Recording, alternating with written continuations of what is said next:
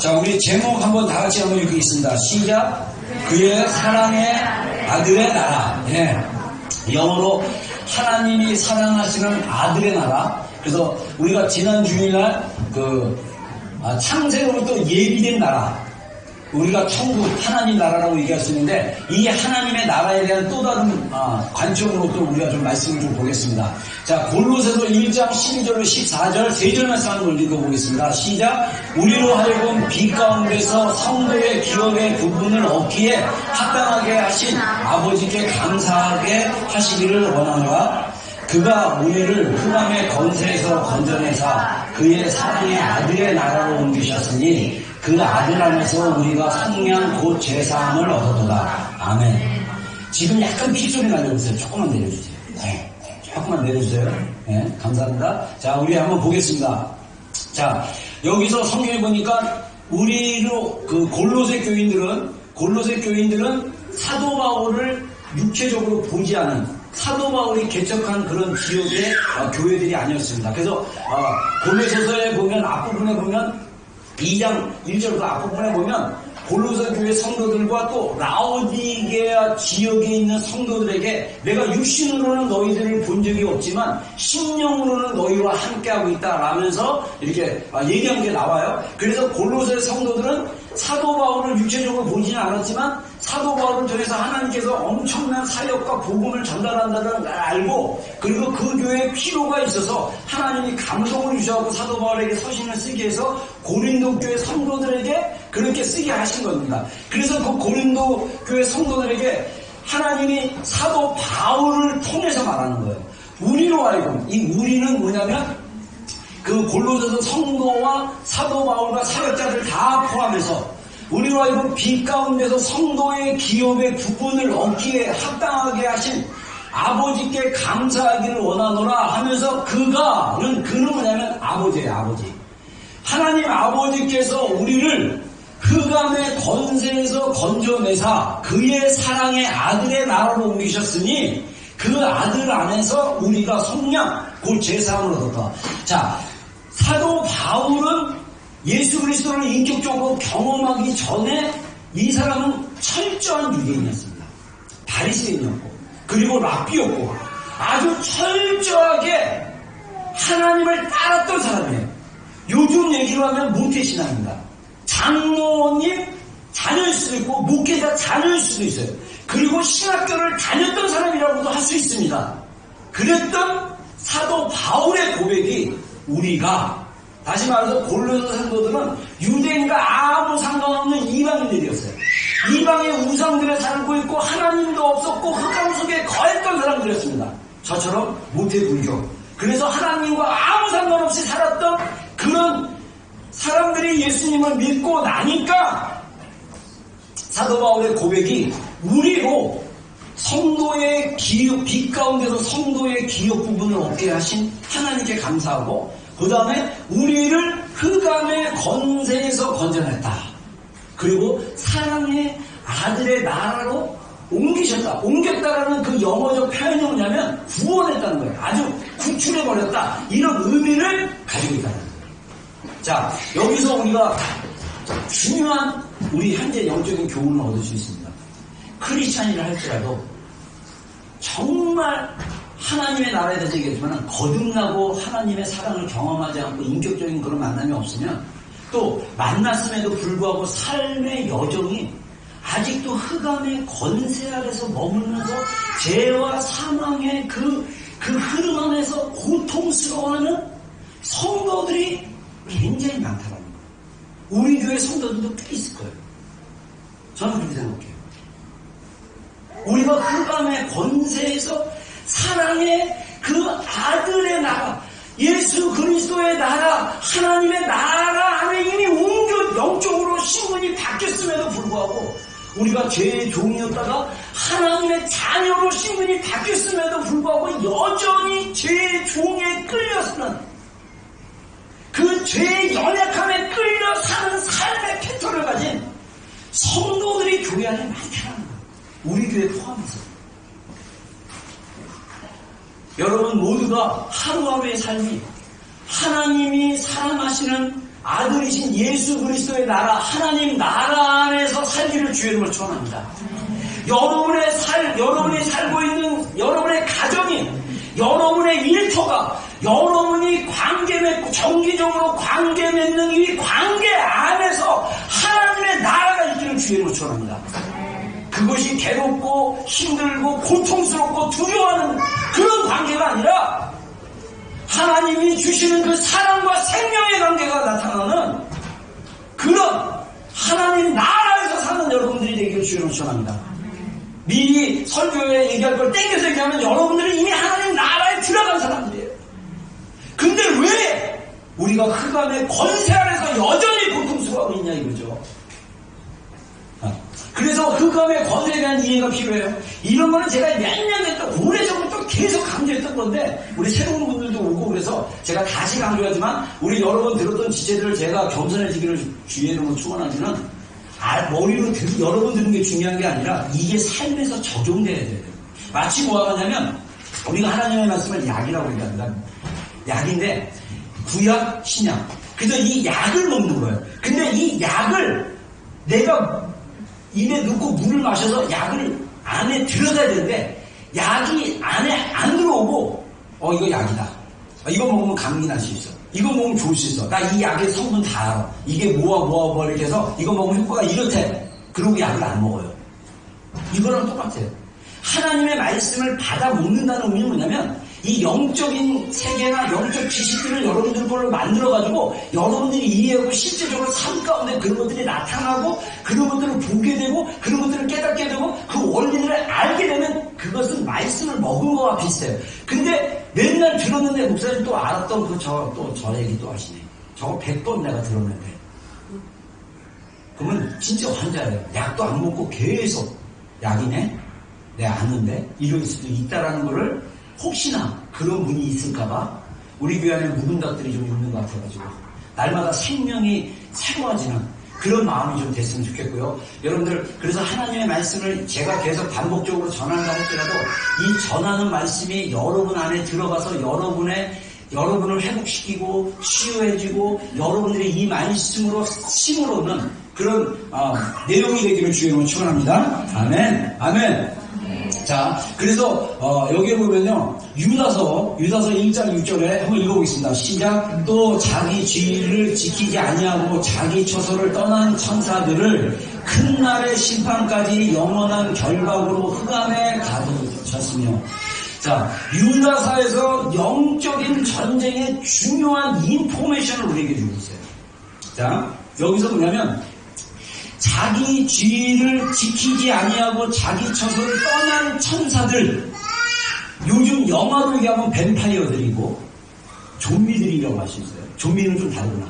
아무튼 우리가 지금 세상 사람들이 말하는 귀신, 처녀 귀신, 몽달 귀신, 할머니 귀신, 무슨 그 무당들이 말하는 최영장군 귀신, 막 이런 귀신들이 실제로 그분의 혼이 그 무당에게 간 게 아니라 타락한 천사들이 한반도에 거주하면서 오랫동안 거주하면서 그 집안의 내력을 다 알고 있기 때문에 마귀가 내가 귀신 들린 사람들이 경험한 얘기 많이 들어보면요 할머니 목소리를 그대로 내요. 돌아가신 할머니 목소리를 그대로 내고 목소리뿐만 아니라 이게 곡조 있잖아 이거. 이런 것도 문양도 비슷하고 막 똑같이 할머니가 마치 살아서 얘기하는 것처럼 하는 그런 식의 현상이 나타난 건 뭐냐? 타락한 천사들 때문이다. 이 타락한 천사들이 어디에 갇혀져 있냐면 흑암에 갇혀져 있다는 거예요. 자, 그래서 흑암은 뭐냐? 마귀들이 활동하는 영적인 공간이고 영적인 영역이라고 이해하시면 돼요.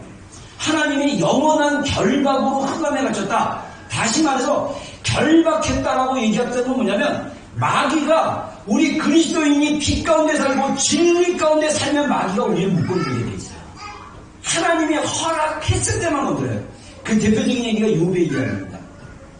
욥이 하나님 앞에 가서 욥을 공격할 때 뭐라고 얘기하냐면 여호와께서 그의 주변에 산으로 둘러 채웠나이다. 뭐냐면 하나님의 경계선이 있기 때문에 이게 우리가 공격을 못했다 이렇게 얘기해도 돼요. 그래서 우리가 하나님의 보호하심이 있으면 마귀가 우리를 건들 수가 없어요. 근데 마귀가 우리를 공격하는 건 뭐냐면 우리 안에 흑암의 영역이 열리면 공격할 수 있어요. 그게 영의 세계에서 말하는 영적 지식입니다. 자, 그래서 마귀들은 흑암에서만 활동하게 돼 있다. 이렇게 성경이 얘기하고 있고, 그래서 에베소서 6장 12절 우리 한번 읽어보겠습니다. 우리의 씨름은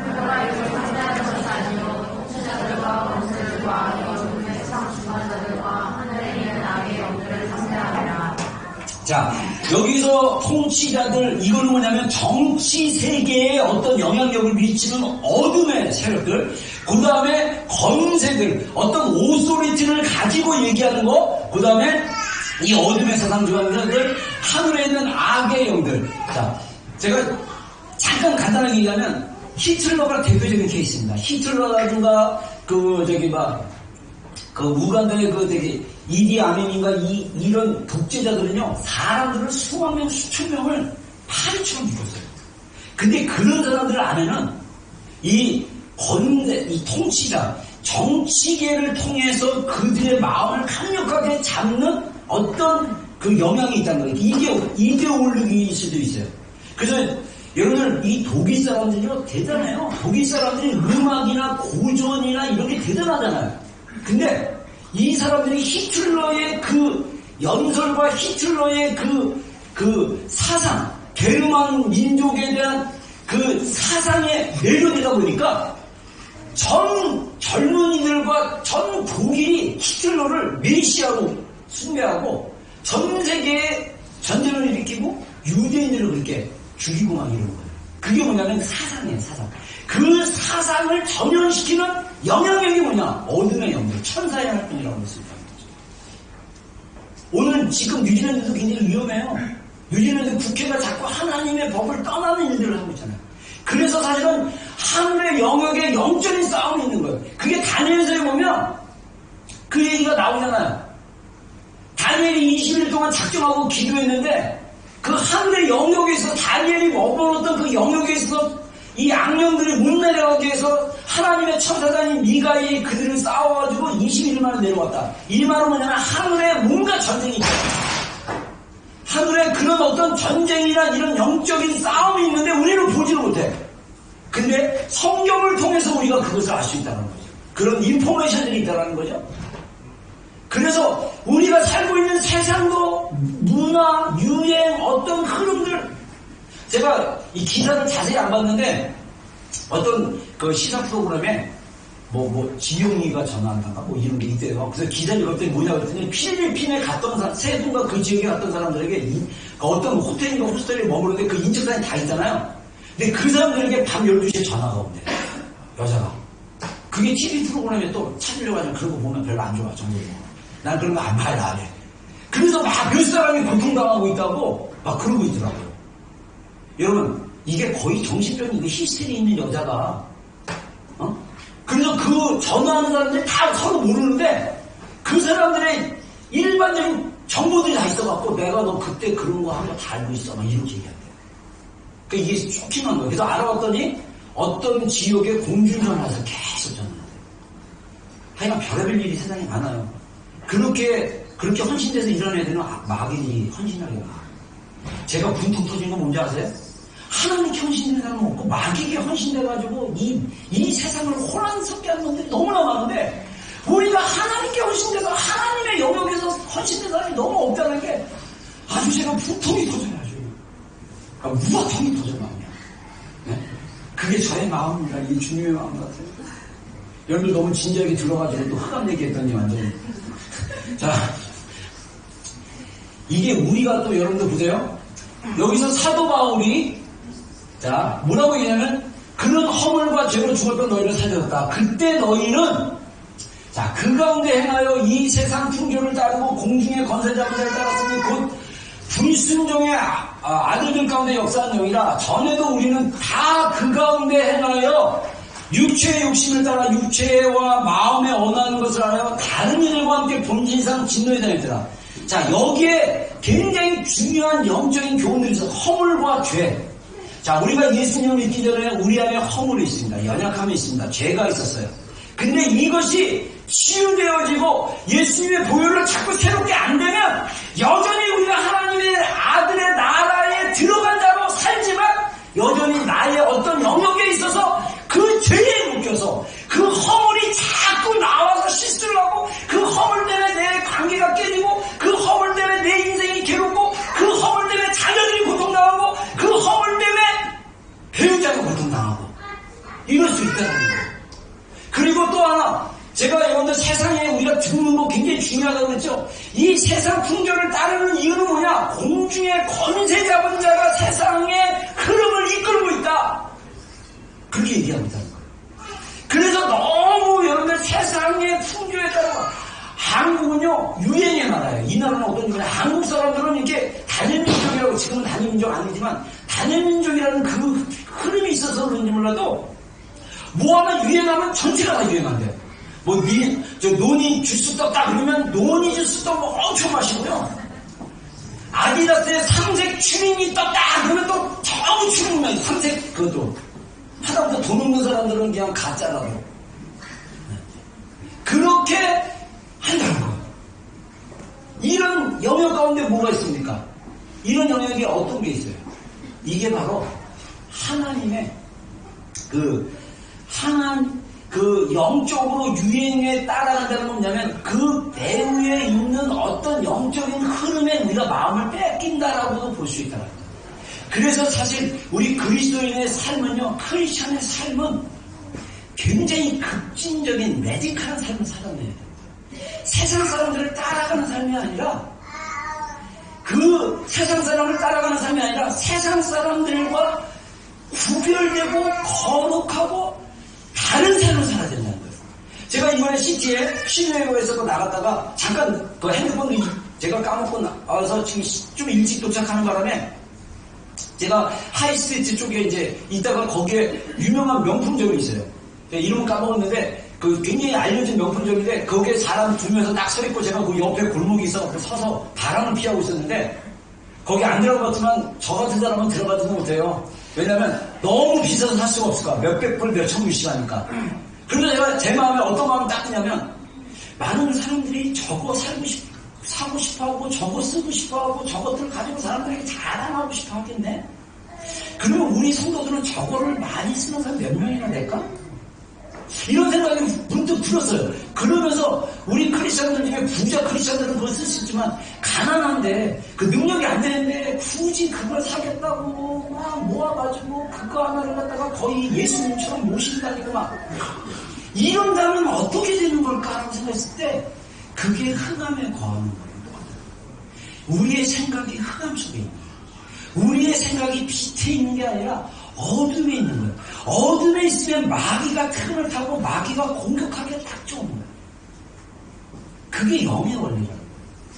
그래서 육신의 생각은 사망이지만 영의 생각은 평안과 생명이라는 로마서 8장의 말씀이 우리가 성령께서 주시는 생각으로 나가지 않으면 우리의 생각이 세상 가운데 내몰되고 세상 가운데 묻혀있고 세상 사람들이 추구하는 가치들을 계속 따라가다 보면 우리가 흑암 안에 거하는 삶을 산다는 거예요. 돈은 있는 것 같은데 행복하지 않아요. 뭔가 잘 풀리는 것 같고 뭔가 걱정이 없는데 인생에 즐거움이 없고 기쁨이 없고 감사가 없고 이게 다 흑암에 거하는 삶의 현상들이에요. 그래서 우리가 조심해야 될 것은 육체의 욕심을 따라 사는 게 중요해요. 우리가 자꾸 내가 원하는 것만 하려고 하는 게 문제예요.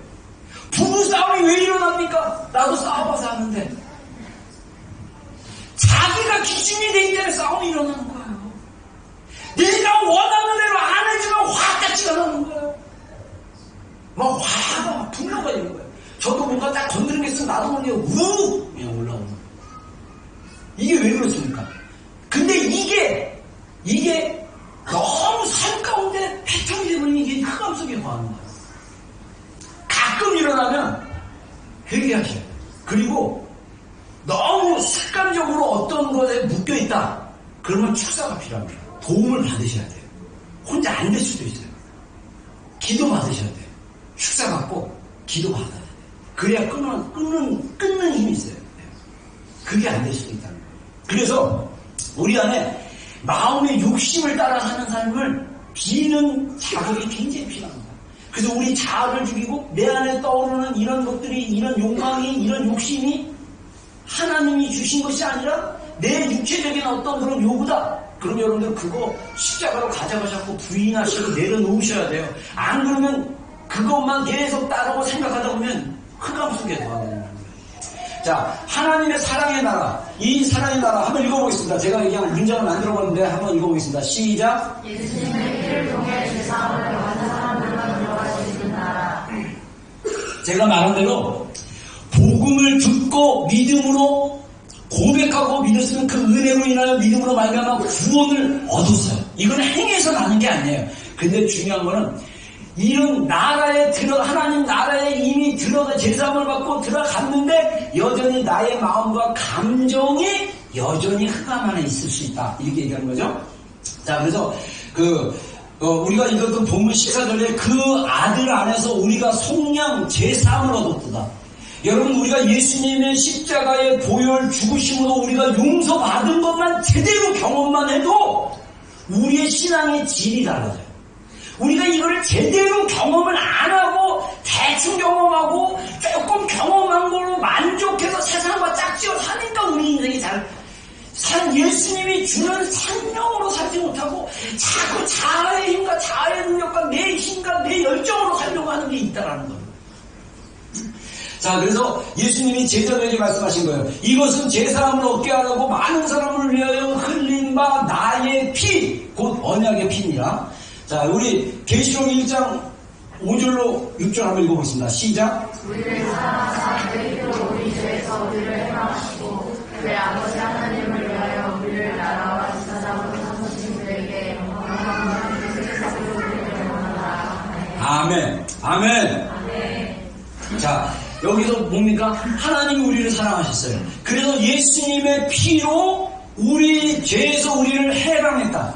이게 엄청난 영적인 엄청난 진리인데 이 진리를 우리가 경험하지 못하면 우리가 흑암에서 고통스러워집니다.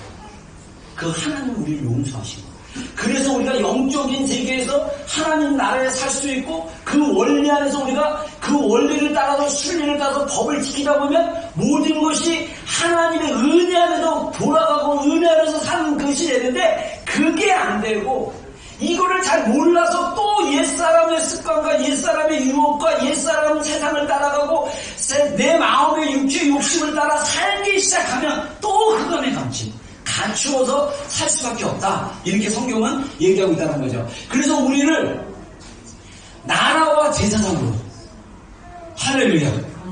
우리 비전교회 나라, 작은 나라, 비전교회가 작은 나라가 될 수 있고 여러분의 가정이 작은 나라가 될 수 있고 제사장, 영적인 제사장, 하나님 앞에 예배를 인도하고 하나님 앞에 바르게 서 있는 그 제사장, 세상과 하나님 사이를 중재하는 제사장, 그 삶의 분신이 우리 안에 있다. 성경이 얘기한다는 거죠.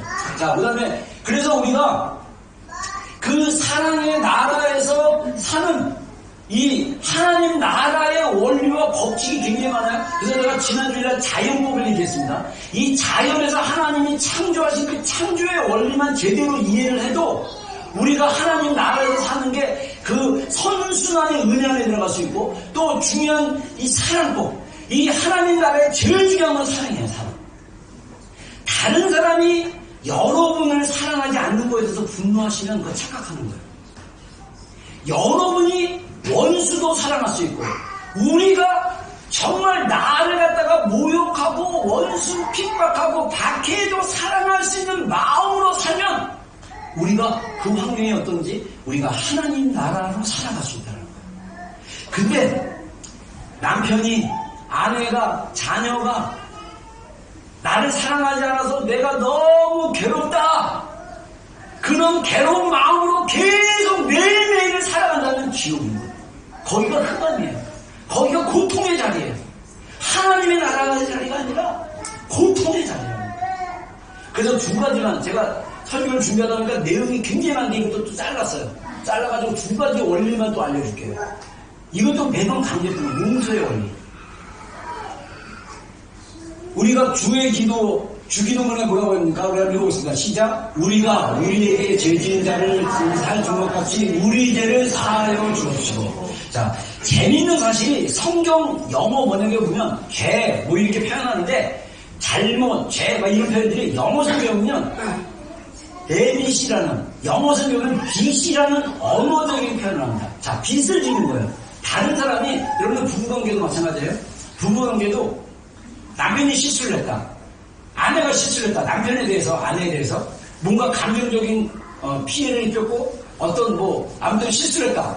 그러면 뭐를 지는 거와 마찬가지면 빚을 지는 거랑 마찬가지예요. 그래서 성경적으로 이렇게 해보라고 좀, 이게 성경적인지는 어떤지 모르지만 좋은 원리로 가자면, 만약에 나에게 감정을 아프게 하고 힘들게 했다 그러면 자매님들 남편에게 50불 받으세요. 그걸로 보상 받으세요. 좋습니다. 그런 것처럼 생각하면 돼요. 저 사람이 100불 나에게 잘못해서 이 사람이 나 100불 빚진 거야. 100불 내놔. 그리고 사과하고 100불 줘. 그러면 100불 받는 거랑 비슷한 거예요. 빚이라는 건 그런 겁니다. 실제적인 거예요. 근데 많은 사람들이 다른 사람의 빚을 갚지 않고 내가 가지고 있는 빚을 예수님이 가져가기를 원해요. 근데 그 원리는 예수님이 우리 안에 용서를 경험하지 못하고 하나님이 우리를 용서하시는, 하나님이 내가 하나님께 잘못하고 살아오면서 죄를 짓고 연약해서 넘어져서 졌던 그 수많은 빚을 예수님께서 용서해 주시려면, 이거는 구원의 용서가 아닙니다. 여러분 오해하지 마세요. 구원받는 거는 예수님을 믿으면 구원이 받지만, 이 부분은 또 어떤 영역이냐면 우리가 사람과의 관계 안에서 쌓아지는 용서하지 못하는 마음. 이 마음은 마태복음 이따가 얘기하겠지만 마태복음 18장에 의하면 옥에 갇혀 사는 마음입니다. 옥에 갇혀서 고통스러워하는 마음. 우리 안에 용서가 없으면 내 마음이 되게 고통스러운 거예요. 그 고통 안에서 우리가 사는 거랑 비슷한 거예요. 옥에 갇혀서 자유하지 못하고 고통스러운 거. 근데 이 원리는 뭐냐면 내가 먼저 용서를 해야 돼요. 그러면 하나님이 나를 용서해 주신 것을 경험하신다는 거예요. 자, 그래서 여기에 보면요, 마태복음 6장 14절로 15절 다시 한번 읽어보겠습니다. 시작. 너희가 사람의 잘못을 용서하면 너희 하늘 아버지께서도 너희 잘못을 용서하시리라. 너희가 사람의 잘못을 용서하지 아니하면 너희 아버지께서도 너희 잘못을 용서하지 아니하시리라. 네, 자, 너희가 사람의 잘못을 용서하면 너희 하늘 아버지께서도 너희 잘못을 용서하시려니와 너희가 사람의 잘못을 용서하지 않으면 너희 아버지께서도 너희 잘못을 용서하지 아니하시리라. 자, 이거 좀 굉장히 이거는요, 하나님 나라의 영의 원리를 알려줘요. 영의 원리.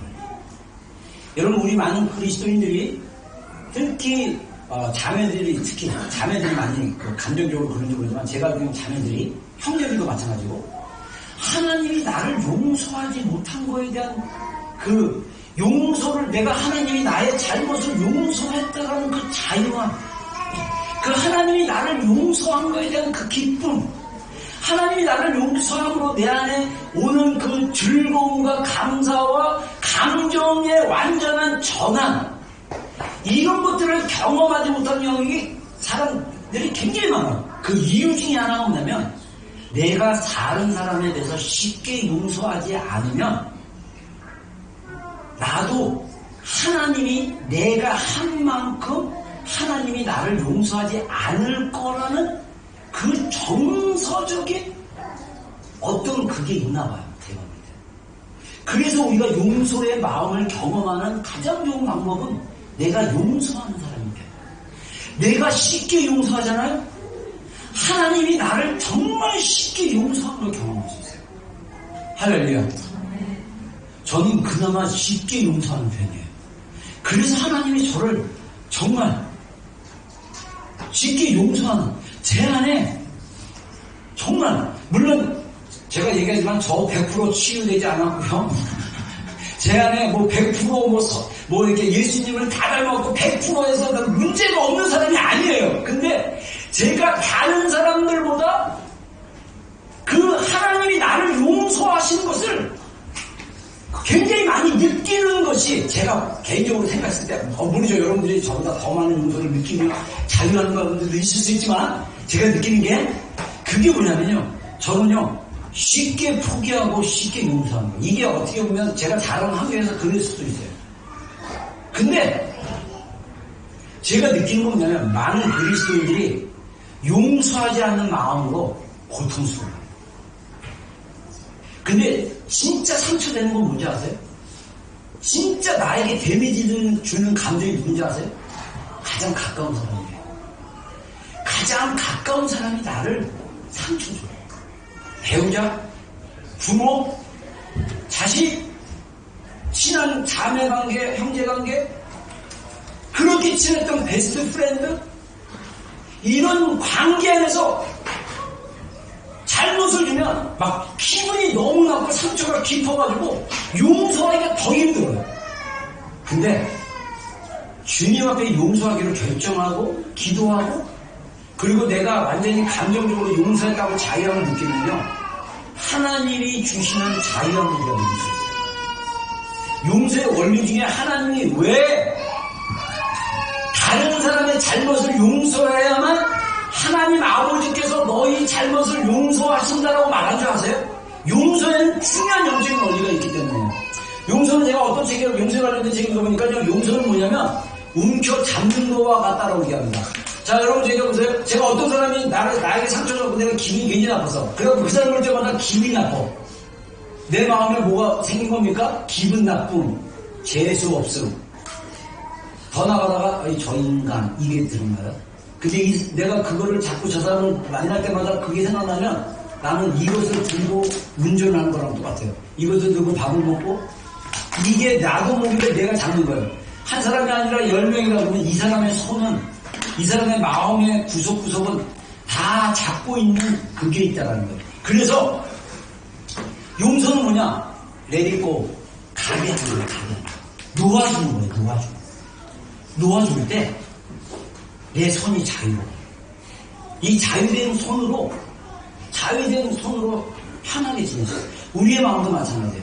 불편함이 있으면 그 불편함을 반드시 해결하셔야 돼요. 그 불편함을 용서를 통해서. 용서에는 물론 프로세싱이 있습니다. 잘 안 될 수도 있어요. 또 감정적으로 머리로는 용서했고 결단으로 용서하고 입으로 계속 용서를 했는데 감정이 계속 용서가 안 될 수 있어요. 싸우셔야 돼요. 씨름하셔야 돼요. 내가 믿음으로 선포해야 돼요. 믿음으로 용서하셔야 돼요. 그리고 그 용서와의 선포와 믿음이 내 안에서 하나 됐을 때 내 감정의 자유함을 누리게 돼요. 그래서 웃을 수 있어야 돼요. 축복할 수 있어야 돼요. 이게 하나님 나라의 원리입니다. 우리가 하나님 나라에 이렇게 살지 않으면 우리의 마음과 감정의 어떤 영역, 저 사람에 대해서, 어떤 관계에 대해서, 어떤 모임에 대해서, 직장에 대해서, 어떤 거에 대해서 계속적으로 그 마음의 파트가 흑암이 막 있는 거예요. 여기서 말하는 흑암은요, 전체를 얘기하는 게 아니라 일정 부분. 그래서 우리 마음 가운데 아직도 어두운 가운데 묶여있고 두려워하고 용서하지 못하는 마음이 있다면 자유하게 해야 돼요. 이게 하나님 나라, 우리 마음 가운데 하나님 나라를 선포하고 하나님 나라로 돌아오는 거예요. 자, 그래서 1만 달란트 비유가 있는데 마태복음 18장 23절에 보면요. 자, 미안합니다. 한번 이 말씀 한번 읽어보겠습니다. 시작.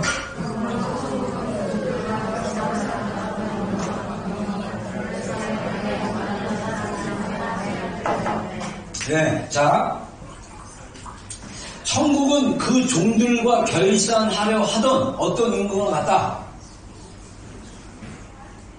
결산할 때 10,000달란트 빚진 자 하나를 데려오매. 자, 그래서 여기서 보면 천국이 그 종들과 결산하려던 임금. 그래서 우리가 하나님 앞에 갔을 때 결산을 한다는 거죠. 그래서 10,000달란트 빚진 거를 우리가 이제 갚은 사람이 있었는데 이 사람 데려오니까 이 하나님 앞에 섰을 때 이 10,000달란트 빚진 사람에게 너 10,000달란트 빚을 갚아라 그랬더니 조금만 참아주십시오. 제가 갚겠습니다. 그랬단 말이에요. 근데 갚겠다고 했는데 이 사람이 갚을 능력이 안 되는 거예요. 10,000달란트는 어마어마한 돈이에요. 근데 그 사람이 하도 애걸복걸 하니까 임금이 그냥 불쌍히 여겨가지고요 탕감해 줘버렸어요. 이 어마어마한 거를. 근데 문제는 뭐냐, 이 1만 달란트 빚을 갚음을 받은 사람이 우리 그리스도인이라고 생각하는데요, 이 사람이 누굴 만나냐면 길 가다가 그 종에 1만 달란트 빚을 탕감받은 사람이 나가서 자기에게 100데나리온 빚진 동료한 사람을 만나 붙들어 어디를 잡았다고요? 목을 잡고 이르되 뭐하라? 빚을 갚라. 그랬더니 제가 이 한 장에 다 영어로 담을 수가 없어서 중간중간 했습니다. 그랬더니 이 100데나리온 빚진 사람이 1만 달란트 그 탕감받은 사람한테 똑같이 했어요. 임금에게 했듯이, 하나님께 했듯이 내가 갚겠습니다. 조금만 참아주세요. 그랬더니 1만 달란트 빚진 사람이 안 돼! 너는 빚 갚을 때까지 감옥에 가 있어서 옥졸에 그냥 넘겨줘 버린 거예요. 그거를 봤던 주변 사람들이 너무 안타까워서 주인한테 가서 얘기했어요. 그 임금에게. 그랬더니 임금이 그 1만 달란트 사람 빚진 사람을 다시 불렀습니다. 불러서 하는 얘기가 뭡니까? 내가 너를 불쌍히 여긴과 같이 이의 주인이 이의 주인이 그를 불러다가 말하되 악한 종아, 네가 빌기에 내가 내 빚을 전부 탕감하여 주었거늘 내가 너를 불쌍히 여김같이 너도 너의 동료를 불쌍히 여김이 마땅하지 아니하냐 하고 주인이 노하여 그 빚을 다 갚도록 그를 옥졸들에게 넘기느니라. 너희가 각각 마음으로부터 형제를 용서하지 아니하면 나의 하늘 아버지께서도 너희에게 이와 같이 하시리라. 예수님이 마태복음 6장에 말씀했던 그 원리가 똑같이 적용되는 거예요. 사실 마태복음 18장 그 1절에 예수님께서 이와 같은 1만 달란트 빚진 자와 100데나리온 빚진 자의 비유를 하신 이유가, 베드로가 예수님께 물어봤어요. 예수님, 형제가 나에게 잘못을 하면 몇 번까지 용서해 줄까요? 7번 용서하면 되겠습니까? 그랬더니 7번에 70번이 아니라 더 해라. 그러면서 1만 달란트 비유를 하시는 거예요. 다시 말해서 우리가 용서할 수 있는 근원의 힘은 어디로부터 나오냐면, 우리가 1만 달란트 빚진 자였는데 탕감받은 자다. 이 말은 우리는 지옥 갈 수밖에 없는 연약한 존재였고 지옥에 머물 수밖에 없는 그런 죄인이었는데 하나님의 전적인 은혜로 하나님이 나를 너무나 불쌍히 여겨주셔서 나를 구원해 줬기 때문에 내가 살아가면서 나에게 죄짓고 나에게 잘못하고 나를 괴롭히고 상처주고 심지어 원수를 할지라도 그들을 용서할 수 있는 그 힘이 나한테 있다는 거예요. 여러분 1달란트는요 금으로 계산하는 건데 1달란트는요 1000데나리온의 가격을 합니다. 자, 그러면 100데나리온은요 3개월치 월급이라고 얘기하시죠. 한 데나리온은 하루 일당이라고 합니다. 100일 일당이에요. 근데 이거는 갚을 수 있어요. 근데 안 갚는다고 뭘 했다고요? 목을 잡았어요. 목을 잡고, 야, 너 옥졸에 가서 납 좀 봐라. 내가 너 빚 안 갚아가지고 내가 이렇게 고통스러운 거 맛을 봐라 하면서 옥졸에 딱 가둬버렸다는 거예요. 그랬더니 예수님이 어떻게 했다고요? 이 악한 종아, 내가 그거 다 탕감해줬는데 10,000달란트 100데나리온 계산해보세요. 몇 배입니까? 계산이 안 돼요. 어마어마. 우리 그리스도인들이 실수하는 것 중에 하나가, 실수하는 것보다도 우리가 이 십자가의 사랑의 깊이를 경험하지 못하니까 이 하나님이 우리의 1만 달란트, 이거는 도저히 갚을 수 없는 거예요. 우리 인생은요 고통 가운데 있을 수밖에 없는 인생이에요. 우리 인생은 흑암에 거해서 늘 좌절하고 절망하고 고통스럽고 괴롭고 힘들고 미래에 희망이 없고 이런 인생을 하나님이 구원해 주신 거예요. 할렐루야. 저의 환경이 어떻습니까? 시장에서 자랐다 그러는데 저희 아버님이 이북에서 피난해가지고 제가 자랐던 마포구 여미동은요 지금은 따지면 난민촌이에요. 난민촌. 여러분들 아까 그 영상 중에 헌금 영상 중에 한 애가 물동이 들고 쭉 걸어가고 강이나 이런 데서 물 길어오잖아요. 평균 6km를 걸어야 된다고 합니다. 저는 저 정도는 아니었지만은 제가 아직도 기억나는 게 제가 어렸을 때 5살, 6살 때 물을 사야 됐어요. 수도가 집에 없었어요. 그래서 그 동네에 펌프가 있어가지고 물을 사는데 돈 5원인가 가지고 딱 줄 서고 있으면 엄마 아빠가 바쁘시니까 저한테 줄 서서 6살짜리한테 양동이 하나 주고도 물 사와라 그러면 줄 서서 쭉 기다리면요. 한참 기다려야 돼요. 저는 지겹게 기다리는 인생을 오랫동안 살았어요. 지겨워요. 기다리는 게. 어렸을 때부터. 그리고 물을 사면 그거 보고 어린애가 무거워서 이렇게 들고 집까지 가져가는 거예요. 그리고 그 물로 뭐하냐? 밥하고 설거지하고. 그렇게 살았어요. 그래서 제 인생 안에 깊은 절망이 있었어요, 사실. 제 인생 안에 절대 나는 행복하지 못할 거라는 제 안에 거짓말이 들어가 있었어요. 그래서 제가 결혼 초에 굉장히 괴로웠어요. 왜냐하면 내 안에 거짓말이 자꾸 너는 행복하지 못할 거야. 라는 거짓말이 있었기 때문에. 하나님의 사랑을 경험했음에도 불구하고 또 가족을 이뤄서 살다 보니까 부딪히고 힘들고 막 이러다 보니까 나도 모르게 깊이 무의식 쪽에 묻어뒀던 5살 때부터 느꼈고 3살 때부터 느꼈던 내 인생은 절대 행복하지 못할 거라는 그 거짓말이 내 안에서 계속 살아오는데 30대 때 막 이렇게 표현이 되는 거예요. 하나님이 또 오셔서 치유해 주셔가지고 나는 행복해질 수 있겠고. 여러분 저는요 인생의 끝 절망이 뭔지 아는 사람이에요. 저 그래 그 20대 때 툭 하면 이까지 인생 그냥 뒤집어 버리잖아. 이런 말을 달고 살았던 사람이에요. 극단적인 생각, 극단적인 행동까지는 안 했어요. 감사하게도 할렐루야. 진짜 극단적인 생각 굉장히 많이 했던 사람이에요. 근데 하나님이 그 거짓말을 치유해 주시니까 극단적인 생각이 안 올라오는 거예요. 상담만 공부해봤더니 극단적인 생각을 하는 이유가 상처 때문에 그런 거예요. 그 상처가 치유되면 없어질 거예요. 제가 이 원리를 가지고 왔면요, 우리 안에 어둠과 흑암에 가져졌던 영향력들이 빛 가운데 나오고 용서되기 시작하면요, 자유를 느끼는 거예요. 행동은요, 내면이 먼저 변해야 돼요. 내면이 바뀌고 마음의 상태가 바뀌고 생각이 바뀌면 행동도 변하게 돼 있어요. 아무리 옆에서 잔소리해도 안 바뀝니다. 여러분들의 자녀들, 여러분 스스로도 그렇고 아무도 우리가 변화시킬 수 없어요. 하나님만이 하실 수 있습니다. 하나님의 복음의 능력이 그 안에 들어가셔야 돼요. 다른 사람이 변화되기를 원하는 지체들이요, 자신들이 변하시면 됩니다. 변화는 나부터예요. 내가 변해야 돼요. 내가 변하면 하나님이 나의 변화를 통해서 우리 가정을 변화시키십니다. 할렐루야. 그게 하나님이 주시는 원리라는 거예요. 베품의 원리. 자, 여기 베품의 원리 보면 누가복음 말씀입니다. 누가복음 6장 35절부터 오직 너희는 원수를 사랑하고 선대하고 아무것도 바라지 말고 구워줘라. 원수에게 이르래.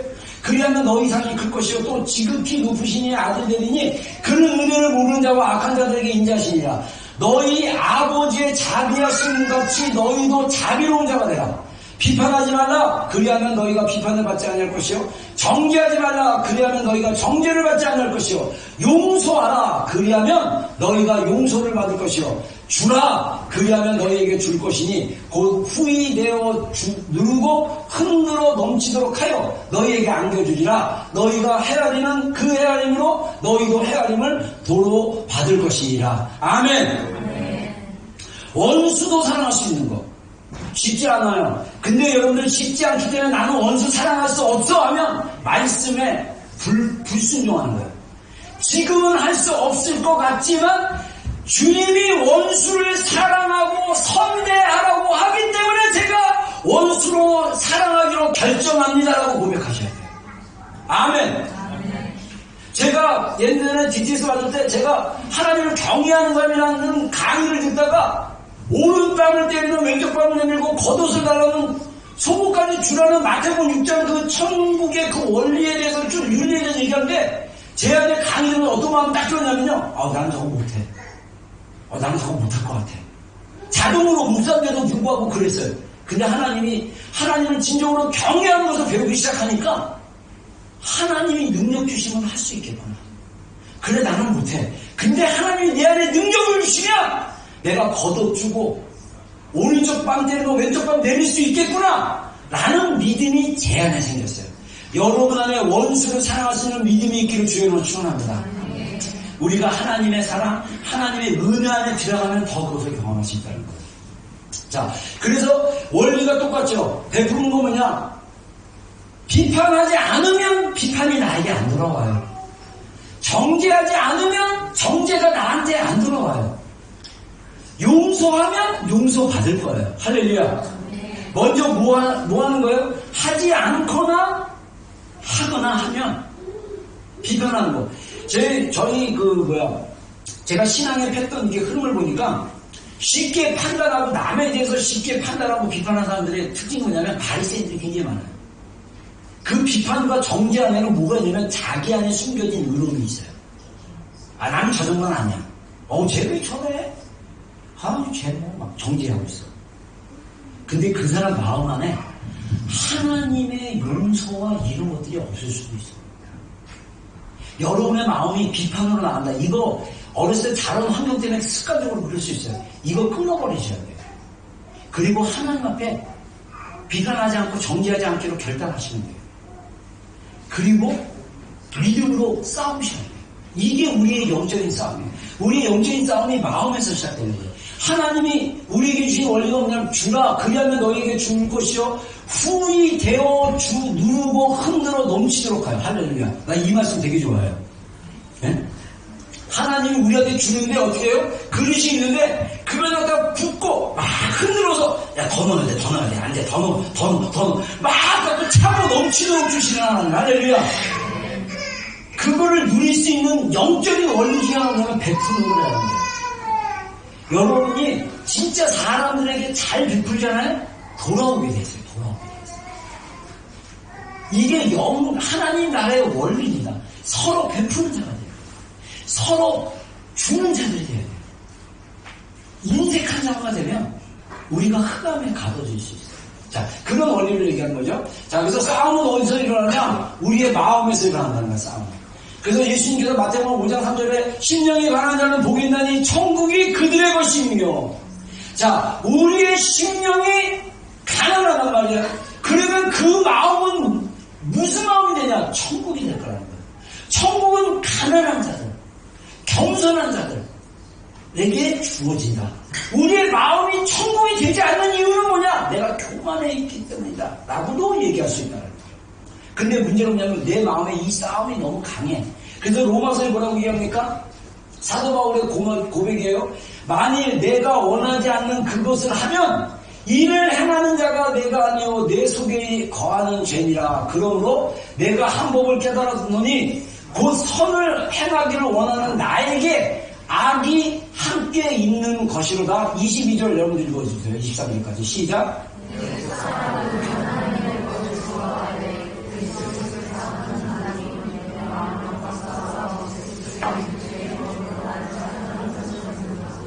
네, 자 여기서 사도 바울이 제가 그랬죠. 사도 바울이 어떻게 보면 최초의 상담학자, 성경적인 상담학자다.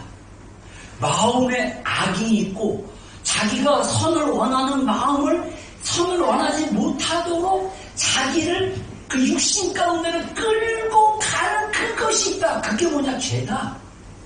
이게 우리의 죄성이라는 거예요. 근데 이 죄성이요, 다른 표현으로 하면, 다른 의미에서 제가 이걸 꼭 정확히 이거다라고 말하지는 못하겠지만 비슷한 죄성이 뭐냐면 우리 안에 끌어올리는 죄로 자꾸 육신대로 살도록 하는 그 죄성의 한 면이 저는 거짓자라고 생각합니다. 제가 이번에도 상담한 우리 그룹에서 공부를 하는데 우리 삶이 가정 안에서 이 가정이 건강하지 못하면 그 형제들이 다 자기 역할을 한다. 한 8가지 역할이 있어요. 근데 그 역할 중에 하나가 뭐냐면 그 여러 가지 역할인데 희생양, 뭐 어린 왕자, 어린 공주 또는 뭐 조용한 아이, 그 반항아, 영웅 막 이래요. 저희 가정도 그거 책 읽어보니까 딱 그게 나오더라고요. 저는 조용한 아이나 영웅같이 부모님 말씀을 너무 잘 듣는 아이. 왜냐면 우리 형님이 5살 많은 우리 형님이 세상을 일찍 알아가지고 늘 밖에서만 놀고 부모님의 근심의 대상이 됐어요. 그러니까 나는 부모님에게 근심을 주지 말자. 여러분들 형제들 한번 쫙 조사해보세요. 꼭 바나나가 있으면요 꼭 부모님의 마음에 근심을 안 주기 위해서 열심히 뭔가 그 부모님에게 그 하려는 게 있고 또 하나 대리 배우자도 있어요. 대리 배우자. 마마보이들, 마마걸들. 이런 역할을 다 했어요. 근데 그런 역할을 하다 보면 어른이 돼서 뭐냐 가면을 쓰게 된다는 거예요. 왜 가면을 쓰냐? 가면은 뭐냐면요. 자기의 깊은 마음의 정서와 행동하는 게 다르게 느껴져요. 가면은 근데 가면을 오래 쓰다 보면 자기의 진짜 자아를 모르는 사람들이 꽤 많대요. 그러면 거짓 자아로 사는 거예요. 사람들이 나를 보는 거, 사람들이 나를 판단하는 거, 다른 사람들이 나에 대해서 어떻게 생각하느냐만 생각하고 사는 거예요. 그래서 자기의 진실된 마음을 모르는 사람들이 너무나 많다는 거예요. 그게 거짓 자아입니다. 이게 종교적으로도 똑같아요. 종교적으로 사람의 마태복음 6장에 보면 예수님이 너희가 기도할 때, 너희가 금식할 때, 너희가 구제할 때 사람에게 보이려고 하지 말아라 라고 얘기해요. 외식한다라는 그 단어의 어느 의미가 뭐냐면 다른 사람으로 연극한다, 가면을 쓴다 이런 뜻이에요. 외식합니다. 종교적으로도 기도하는 모습, 금식하는 거, 열심히 하나님을 섬기는 것도 다 가면을 쓸 수 있다는 거예요. 그래서 그 가면을 벗어버리는 훈련을 하셔야 돼요. 가면을. 그 가면을 벗어버리는 훈련이 뭐냐? 어떻게 하냐? 우리의 마음이요. 하나님과 하나 되지 않고 내 마음이 참된 자아와 하나 되지 않으면 내 마음은 늘 갈등해요. 갈등. 편안한 게 없는 거예요. 그러니까 짜증도 있고 다른 사람이 건들기만 하고 막 물어뜯으려고 그러고 막 뭐라 그러고 막 이러는 거예요. 여러분 진짜 우리 안에 영적 싸움은 우리 마음에서 시작해요. 그 마음에서 승리하는 방법 한 가지 알려줄게요. 날마다 복음의 진리를 고백하고 하나님을 의지하는 힘들 때마다 그렇게 하시면 돼요. 그 방법 중에 하나는 뭐냐면 나는 할 수 없습니다. 다 같이 하겠습니다. 시작. 나는 할 수 없습니다. 하나님만 하셨습니다. 하나님의 모든 것을 믿습니다. 아멘. 이 고백이 오토매틱컬리 나오셔야 돼요. 이거 굉장히 중요해요. 제가 이거 상담하면서 거기 교재에 나오는 얘기인데 이게 자동이 돼야 돼요. 내가 할 수 있는 것처럼 생각해가지고 내가 막 하려고 그러고 근데 감정은 막 그냥 다 엉망이야. 힘들어. 그거 아니에요. 하나님 앞에 나는 할 수 없습니다. 여러분의 삶 가운데 힘든 영역이 있습니까? 여러분의 삶 가운데 괴롭고 진짜 힘들고 두렵고 염려되고 짜증나고 막 미칠 것 같은 상황이 있습니까? 고백하세요. 나는 할 수 없습니다. 주님. 그러나 하나님은 하실 수 있습니다. 그래서 내가 이 감정, 이 힘든 거를 주님 앞에 가져갑니다. 내려놓습니다. 하나님 역사하여 주시옵소서. 이게 오토매티컬리 그냥 하나님 앞에 드려지고 내 마음에 온 마음을 다 쏟아서 고백하면 여러분 하나님의 능력이 임합니다. 하나님의 살아계신 실제 그 생명 인재 위로 경력 임해요. 이거 아직 맛보지 못한 사람들 제발 기도해 나오세요. 그거 뚫릴 때까지 기도하는 거예요. 그게 뚫리면 많은 부분 상황은 바뀐 게 없어. 근데 내가 바뀌었어. 내가 변화됐어. 이제 나의 직장터가 나의 가정의 지옥 같은 흑암의 자리가 아니라 하나님께서 연약한 나를 통해서 일하시는 하나님의 통치가 이루어지는 하나님의 현장이 되어버리는 거예요. 여러분 제가 이번에 토요 기도에 준비하면서 언어사전을 읽다가 아까 우리 1장 12절에 말한 것처럼 우리를 빛 가운데로 인도하시고 성도의 기업을 알게 하신 하나님께 감사하는 때 그 성도의 기업에 대한 언어를 찾아보니까 이 기업이 제비를 뽑다 유산이다 이런 언어적인 의미가 있는데 제비를 뽑는 영역에서 어떻게 설명이 되냐면 제가 그거 듣고 그거 읽고 제가 은혜 받았어요. 우리가 어떤 일을 할 때 제비 뽑잖아요. 제비를 뽑을 때 하나님을 전적으로 신뢰하는 거예요. 이 수동적인 자세가 아니에요. 하나님께서 하나님께서 능동적으로 우리 가운데 역사하심을 믿는 게 제비 뽑기예요. 여러분 우리 가운데 하나님이 역사하시는 것을 능동적으로 가운데 역사하시는 분이에요. 멀리 계시는 분이 아니에요. 우리 마음 가운데 계신 분이잖아요. 이분이 우리를 위로하고 싶어 하세요. 이분이 우리에게 힘을 주시길 원하세요. 이분이 우리에게 생명을 주시길 원하시는 거예요. 우리가 그 자리로 안 가고 세상으로 가고 다른 걸로 해결하려고 하니까 하나님의 음성이 안 들리고 하나님의 생명이 우리 안에 없는 거예요. 그 과정까지 힘들었습니다. 힘들어요. 제가 알아요. 힘들어요. 힘드니까 기도하셔야 돼요. 힘드니까 우리 마음의 전쟁에서 우리가 진리를 날마다 외치면서 선포하면서 우리가 싸우셔야 돼요. 이게 영적 전쟁이에요.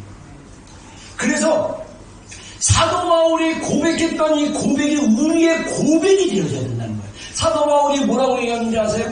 고린도후서, 특히 고린도후서는 사도 바울의 개인적인 간증과 같다는 서신이라고 얘기합니다. 사도 바울이 자기가 겪었던 거 하나님 만났던 거를 꽤 얘기하는데 고린도후서 12장은 사도 바울이 기도하는 중에 상충점 천국에 입신해가지고 주님을 만났어요. 만났는데 자기라고 얘기하지 않고 겸손하게 어떤 사람이 만났는데 그러면서 얘기를 하면서 사도 바울이 자기에게 정말 중요한 기도 제목인데 사단이 준 육체의 가시를 제거해달라고 하나님께 3번이나 간구했다. 이거는 짧은 3번 아니에요.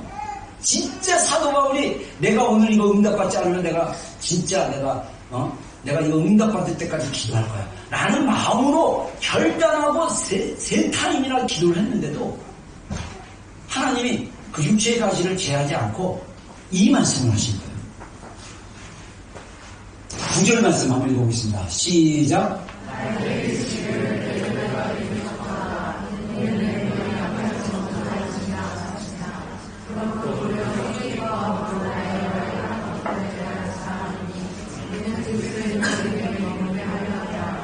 그러므로 내가 그리스도를 위하여 약한 것들과 능욕과 궁핍과 박해와 공고를 기뻐하노니 이는 내가 약한 그때의 강함이라.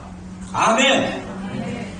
여러분 진짜 우리가 신앙생활하고요 주님과 동행하고요 주님의 제자가 되고 그래서 주님이 내 안에 계시고 주님의 생명과 주님의 능력과 주님의 은혜가 내 안에서 역사하시는 것을 경험하는 그 자리는 뭐냐? 내가 연약함을 뼈저리게 느끼고 내가 아무것도 할 수 없는 연약한 존재임을 뼈저리게 느끼고 내 안에 그리스도께서 역사하셔야 된다라는 믿음의 확신이 있을 때 그 능력이 나타납니다. 여러분 우리가 힘을 빼야 돼요. 자아를 죽여. 나는 할 수 없습니다. 이게 그냥 입도로 앵무새가 아니에요. 아까 얘기한 대로 여러분 마음의 깊은 갈등과 갈망과 사랑과 힘든 것 때문에 여러분의 마음이 계속 괴롭고 힘들다. 여러분이 정말 전심으로 여러분 마음 안에 나는 할 수 없습니다 주님, 나는 할 수 없습니다 주님. 근데 또 이렇게 상처받는 또 자매들 물어보니까 그 얘기는 많이 한대. 근데 2번째 단계로 가야 돼요. 그러나 하나님은 하실 수 있습니다. 그래서 하나님 앞에 내 이 마음의 고통, 내 짐, 내 상황을 하나님 앞에 가지고 내려놓습니다. 하나님 나를 도우소서, 나를 도우소서, 나를 도우소서. 절박함으로 주님 앞에 가면 살아계신 주님이 성령님을 통해서 우리 가운데 역사하세요. 여러분 이게 하나님의 역사예요. 우리가 하나님을 못 만나는 이유가 뭐냐면 우리가 너무나 흑암 가운데서 내려서 이미 우리는 복음으로 자유케 된 존재인데 이미 복음으로 우리는 새롭게 된 존재고 성령의 생명의 법으로 우리를 자유하게 하는 존재인데 여전히 정죄받은 자처럼 고통스러워하고 힘들어하고 괴로워하는 인생들이 너무나 많다는 거예요. 특히 우리 교회 그런 사람 있으면 안 돼요. 진짜 복음을 경험해야 되지 않습니까? 할렐루야. 복음을 가지고 싸우는 우리 성도들 얘기를 주의 이름으로 축원합니다. 복음은 이미 우리에게 주어졌습니다. 우리는 이 복음을 가지고 믿음으로 날마다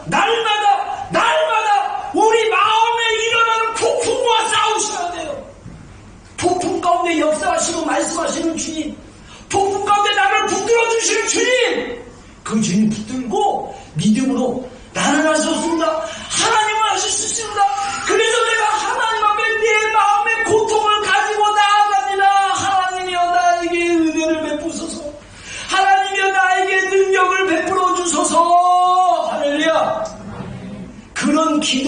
하면 우리 안에서 하나님의 나라, 하나님의 빛이 역사하기 시작할 거예요.